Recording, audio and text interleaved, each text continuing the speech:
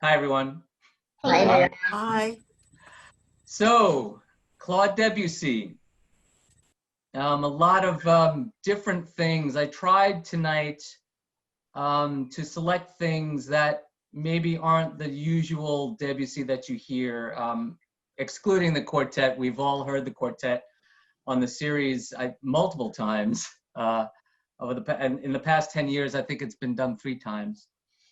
But the piano selections, I was very careful to select things that are not the most popular piano pieces, like Claire de Lune. I could have done. We had the Sweet Bergamasque that we had done. So some things a little off the radar, and I hope you enjoyed them. Debussy's. So this whole thing about Debussy and tonality, he was really important in music history, in that when he was a young man, he was a devotee of Richard Wagner, as was most of the world, with Wagner's chromaticism and through his operas and everything. And he went to Bayreuth in 1888 to hear Parsifal and Meistersinger, and he came away from it a little disillusioned, saying that that the language was so similar that it was very limiting to composers to express really what was happening.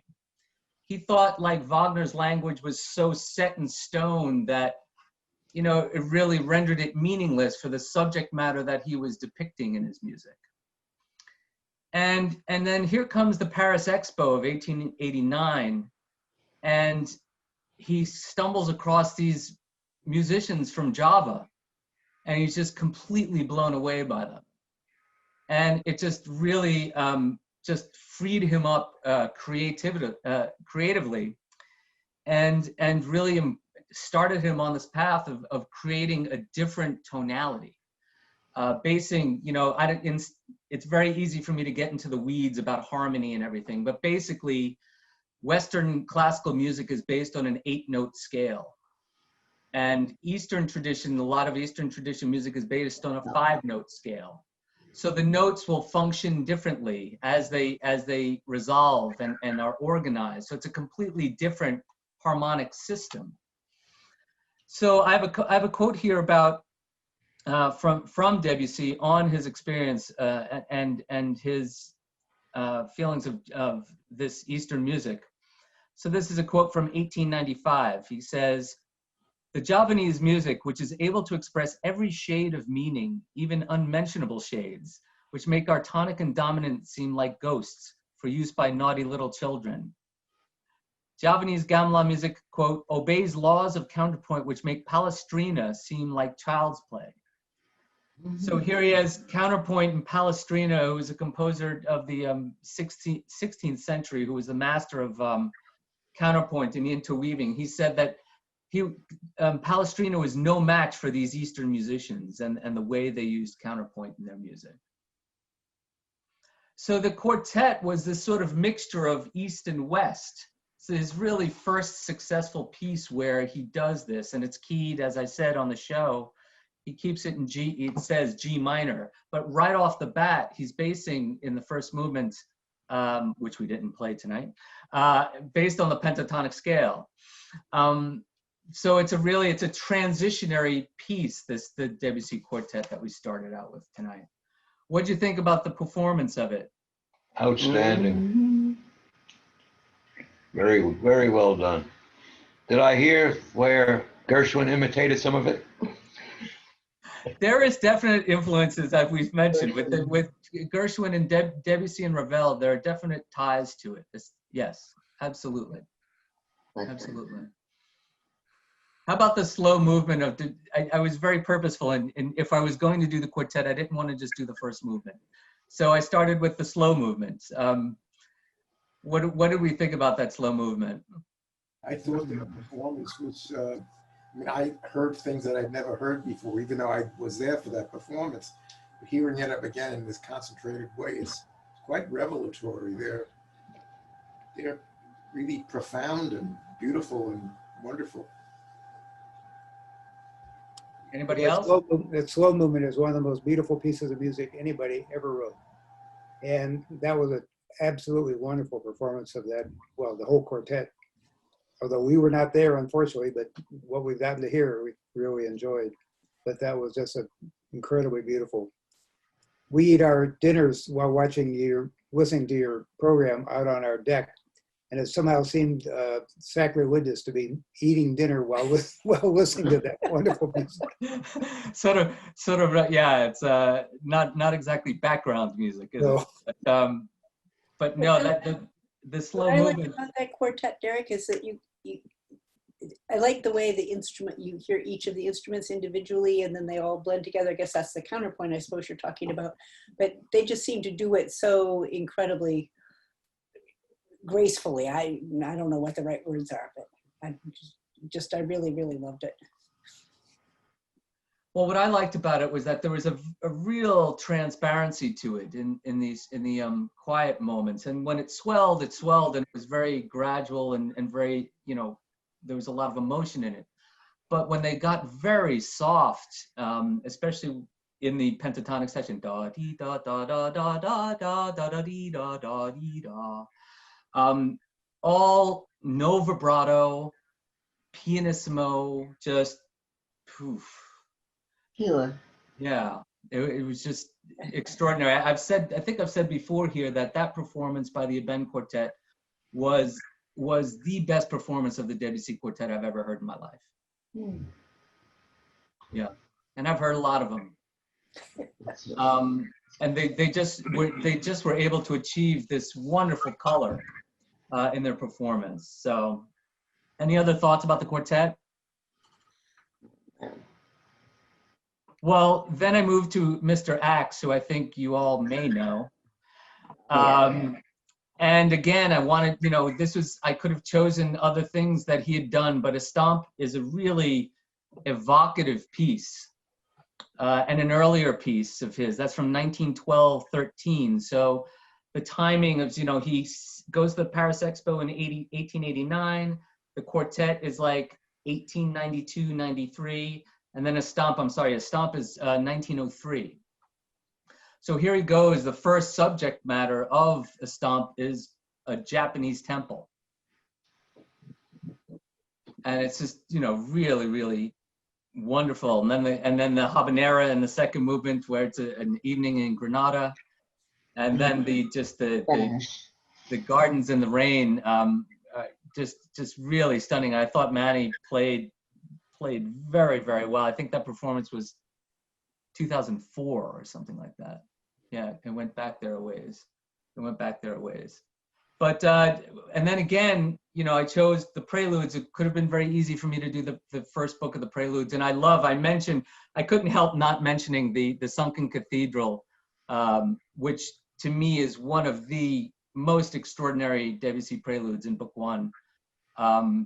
And very innovative, where the cathedral is rising from the waters and the bells are pealing, and it's such a remarkable piece. I would recommend, if I'm going to recommend a recording, that Claudio Arrau, book one, is a really, really wonderful recording of that.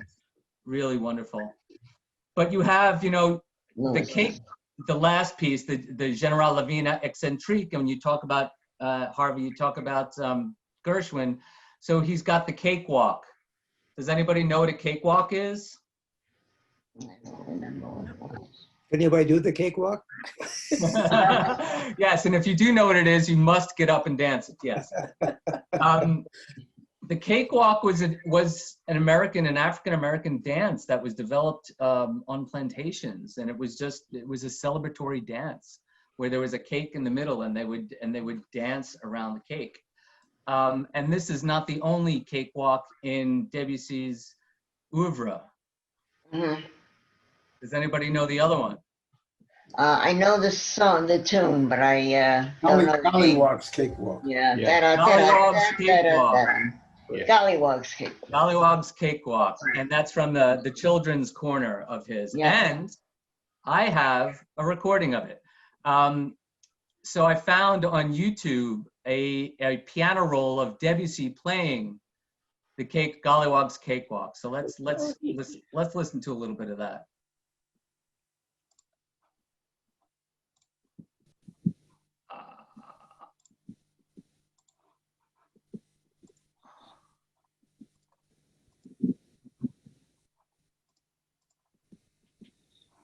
Okay, here we go. Hopefully you can hear it.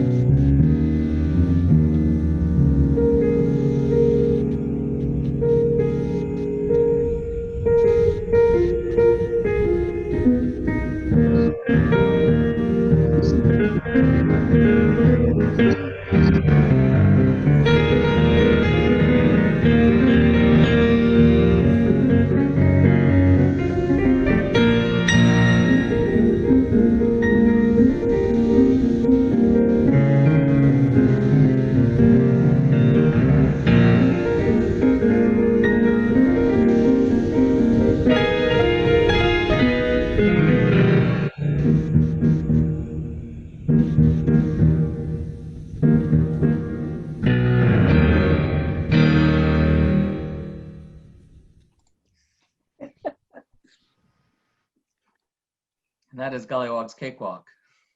My dance teacher designed a dance around the Gollywog's Cakewalk, the second half of it, and that's what we performed. Wonderful, wonderful. Yeah. But yeah, you see these influences that are going, like he's pulling from an American tradition, from this music, you know, and that's hence the title of the show. I wasn't just alluding to the use of Eastern harmonies in his music, but he's actually being influenced on the subject matter from, you know, subject matter across the world. Really, really interesting. Huh. Any thoughts on the preludes that we heard tonight?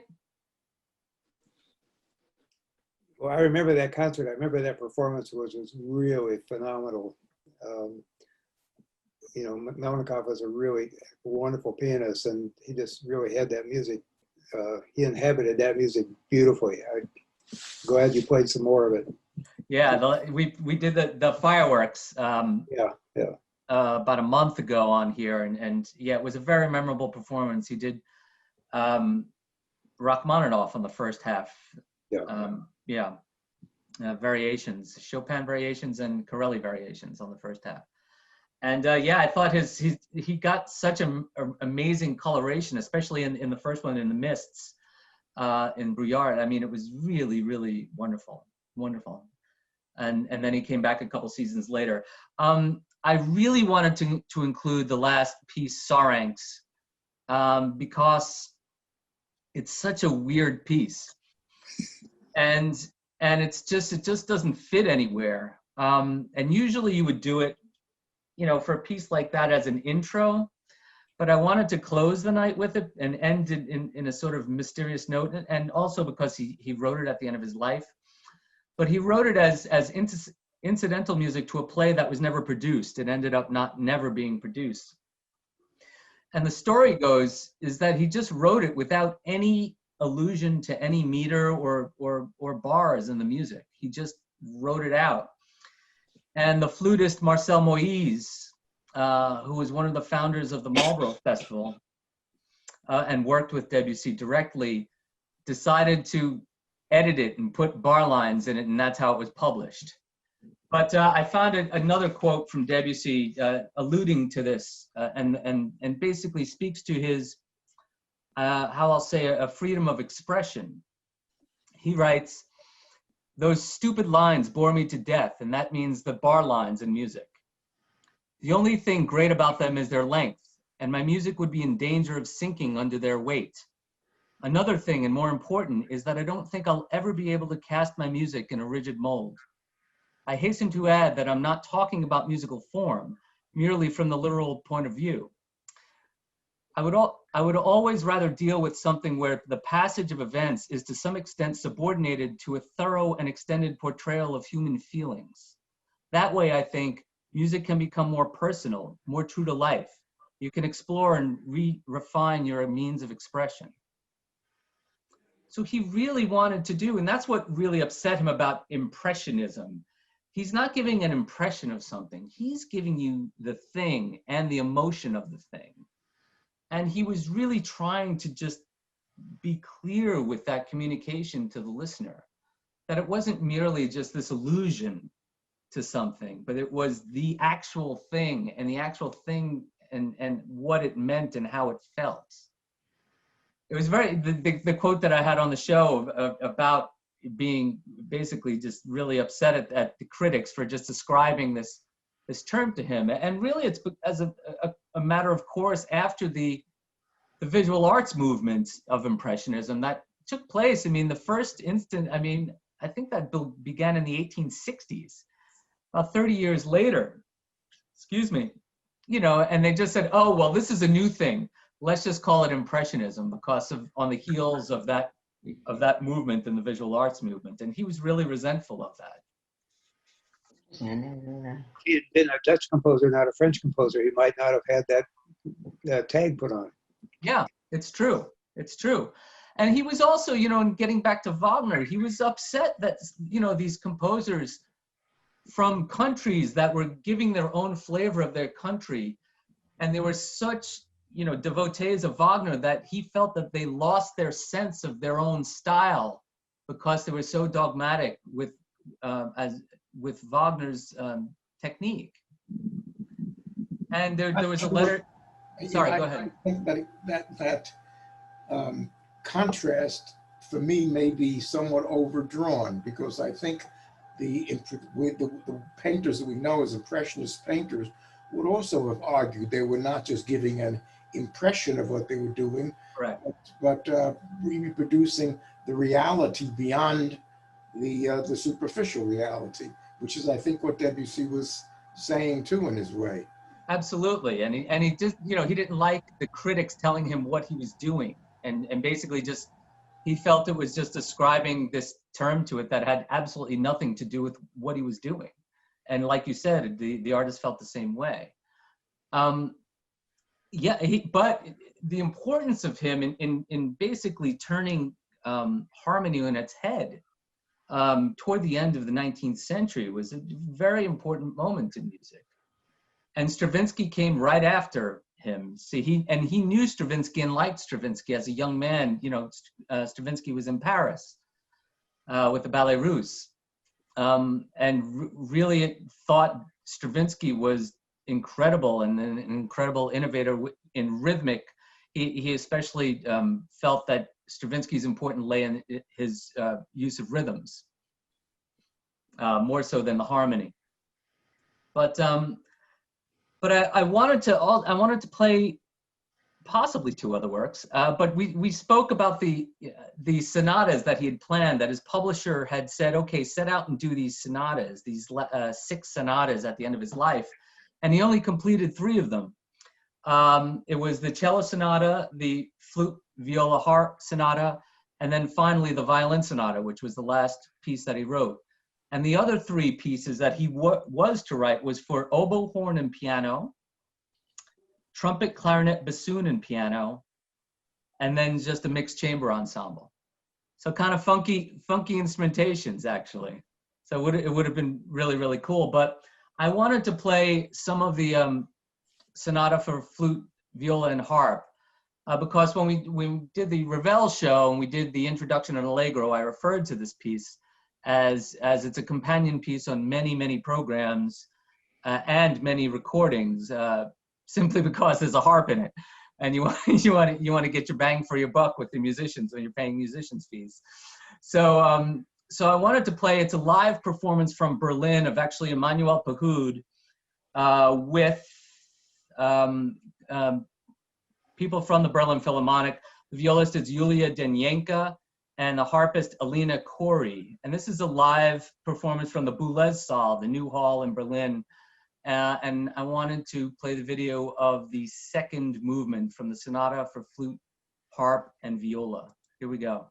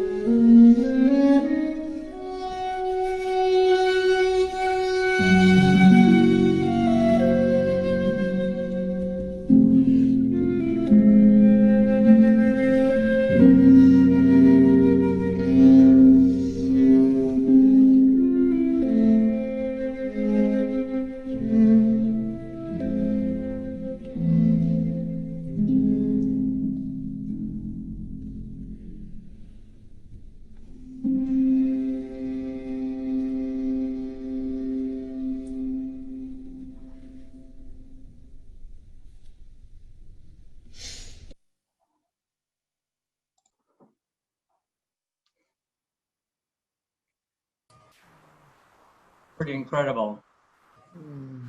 Wow. That setting was beautiful, putting the trio right in the middle of the audience. And the Right. musicians can face each other and see each other.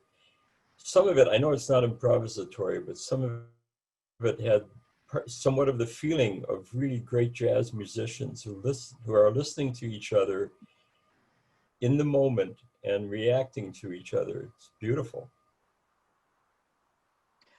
Yeah, any great musicians, that's how it feels. They're all breathing together, and these sweeps where the flute takes it from the viola, it's just one continuous line. It's so incredible. So here's Pahud. I mean, the Boulez Saal opened, I don't know, 2 years ago.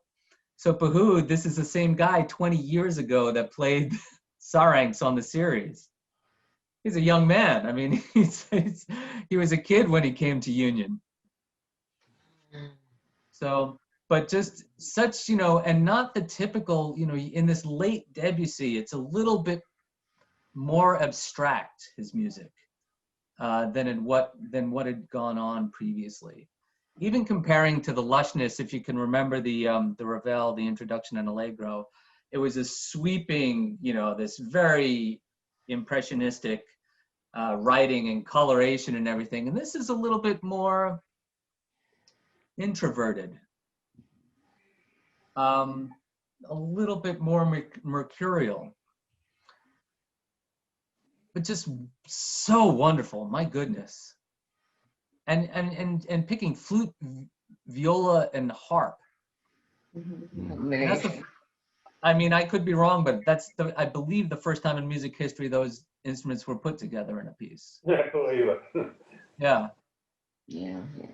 And I listed the other instrumentations of the other sonatas that he was to do. So he was, experimenting till the very end, and he was quite a sick man by the time this piece came along, and then the violin sonata. He had colon cancer, and I suffered with it for about 3 years at the end of his life. It was very, very, very difficult, but just amazing piece. And these are the pieces, you don't hear them because of the nature of the instrumentation. They're not a string quartet. They're, you've got to really make an effort to hear these pieces, and I really will do this. I promise you, I've been looking at it. I've worked before with the harpist, who at the time that I worked with him was the harpist of the Paris Opera, but now he's with the Met Orchestra, Emmanuel Cesson, who's an amazing young French harpist. So I've got to get on that. So, any thoughts about that further?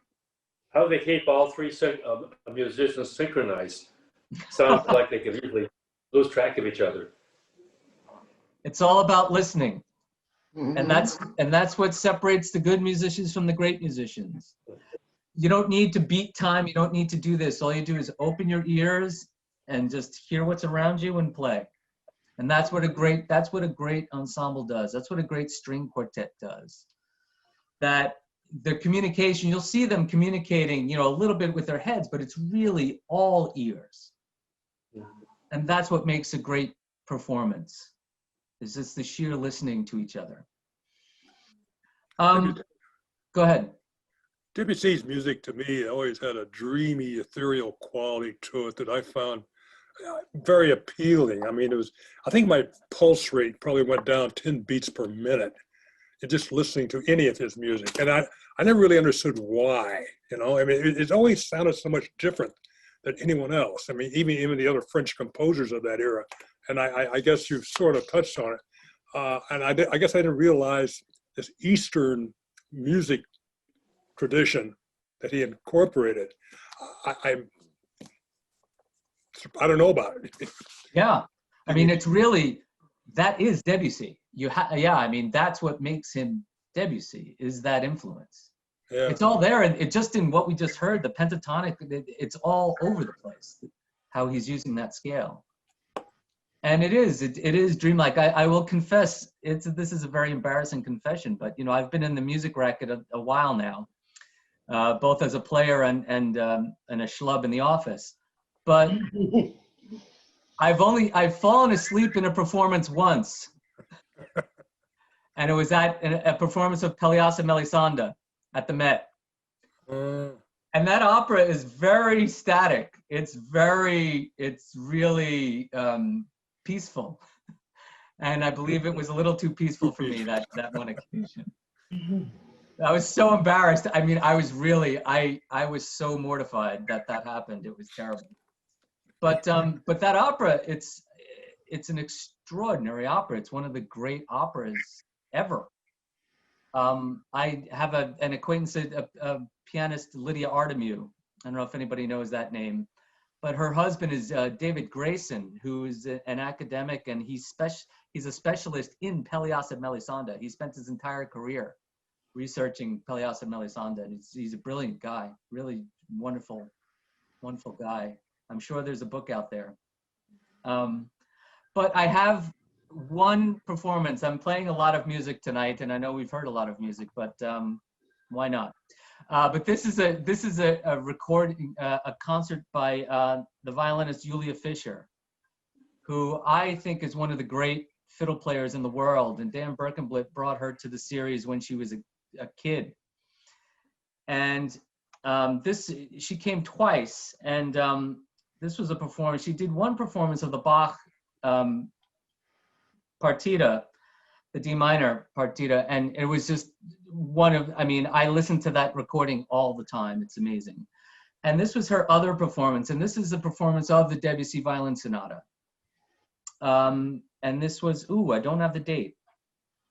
Do I have the date? Oh, here it is, April 5th of 2007, back then, and it's with the pianist Milana Czerniawska. So let's hear the first movement of the Debussy Violin Sonata. Again, the last thing he ever wrote.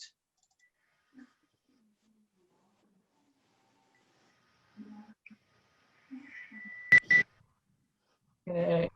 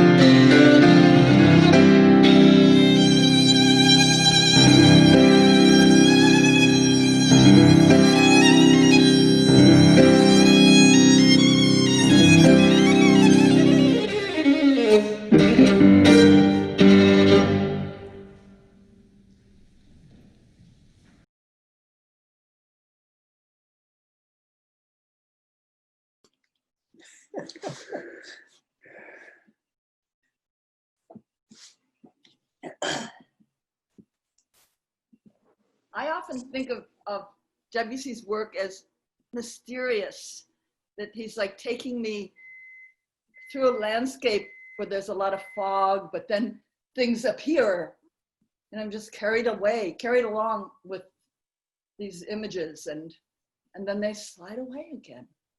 And it just, his work is mesmerizing.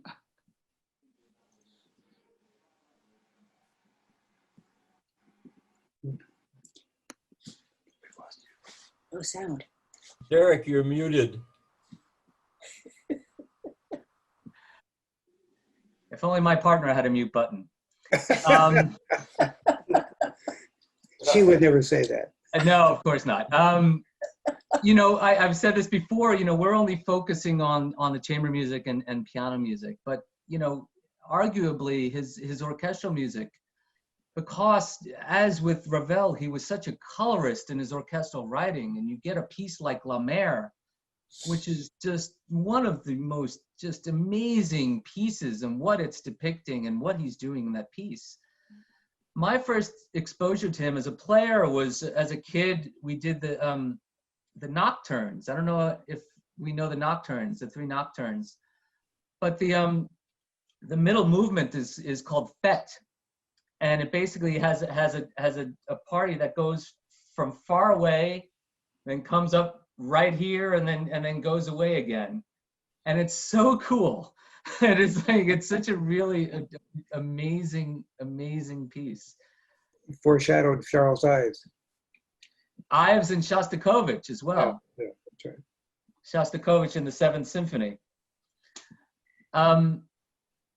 You know, he's a really remarkable composer, and during his day, other composers, you know, when his music started coming around, a lot of people thought it was effete. You know, they thought it was too delicate and just too, you know, almost, you know, brushed with a feather. And but it's just so wonderful. I mean, just something as simple as The Girl with the Flaxen Hair in the first book of Preludes. It's such a simple little piece, but it's so pretty. It's just so like, it's just an evoking, just, you know, that feeling about like, here's this beautiful young woman, you know, it's like, it's marvelous. It's really, really marvelous.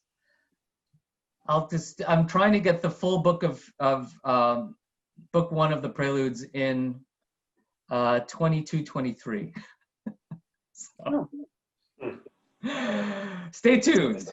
Stay tuned. Let's see if I can do it. But I've been trying to get that. I've been looking at, because there's such coloration that you need in a keyboard player and a pianist. You know, and I think that's what John was speaking to about Melnikov's performance that was so successful. And the colors that he gets out of a piano, out of this percussion instrument, is just really, really wonderful. Just so wonderful. And this music demands it. It just demands it. It's, yeah, wonderful. Any other thoughts on Mr. Debussy? Well, what about any good biographies of him? You know what? Didn't somebody just write one? Didn't we give Leslie one? No, I've read his letters, which have been translated, but I have not read a biography of it. I can look. Let me do some research, Dan, and I'll let you know. Okay. But I've not read a biography on Debussy. Huh. The same time as Schumann. Yeah. Derek, I think there's a fairly recent one. So yeah. Look at like in the last year or so. Okay. Not about the same time as the Schumann one, I think. Let me ask around. Good. Let me ask around. But that's very appropriate because my next show is on Schumann. So yeah, so next week we dive into Schumann and Clara's influence on Schumann. So, all right, everybody. Well, thanks so much. Thanks for coming. Glad you liked the show, and we'll see you next week. Great. Thanks for the great music. Thanks. All right, thank you. Very Thanks so much, everybody. Have a good night. Good night. Bye.